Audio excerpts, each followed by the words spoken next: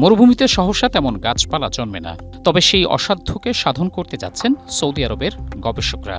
উদ্ভাবন করেছেন নতুন মাটি প্রযুক্তি, যার ফলে ধূসর মরুভূমিতে সহজেই জন্ম নেবে গাছপালা ও তরুলতা। মরুভূমির দেশ সৌদি আরবকে সবুজ গাছপালায় ভরে দিতে এক উচ্চাভিলাষী মহাপরিকল্পনা গ্রহণ করেছেন দেশটির যুবরাজ মোহাম্মদ বিন সালমান। ৪০ মিলিয়ন হেক্টর জমিতে ১০ বিলিয়ন তথা ১,০০০ কোটি গাছের চারা রোপণের প্রকল্প বাস্তবায়ন করা হচ্ছে। আর এই মহাপরিকল্পনা বাস্তবায়নের মূলে রয়েছেন একদল গবেষক।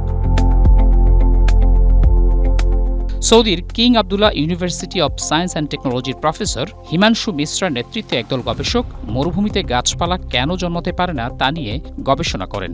গবেষণায় দেখা গেছে, কেবল পানির অভাবই একমাত্র প্রতিবন্ধকতা নয়, বরং মরুভূমির মাটির ক্ষারীয় অবস্থার কারণে পর্যাপ্ত পুষ্টি ধারণ করতে না পারার ফলে মরুভূমিতে উদ্ভিদ বেড়ে উঠতে পারে না। প্রফেসর হিমাংশু মিশ্রা জানান, এই উপলব্ধি থেকেই তারা কার্বো সয়েল উদ্ভাবন করেন, যা হল প্রকৌশলগত বায়োচার। তাদের উদ্ভাবিত এই মাটি মরুভূমির মাটির চরিত্রের বিরুদ্ধে না গিয়ে বরং এর রসায়নের সঙ্গে মিশে গিয়ে কাজ শুরু করে। মাঠ পর্যায়ে ২ বছরে ৫৮০টি অ্যাকাসিয়া তথা বাবলা গাছের ওপর চালানো পরীক্ষায় দেখা গেছে, কার্বোসয়েল প্রয়োগ করা প্লটগুলোতে নেট কার্বন শোষণ হলেও যেগুলোতে কার্বোসয়েল প্রয়োগ করা হয়নি সেগুলোতে নেট কার্বন শোষণ হয়নি।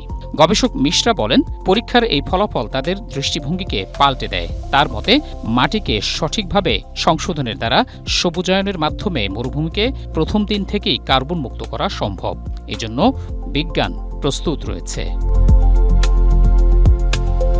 মহসিন কবির, এশিয়া পোস্ট।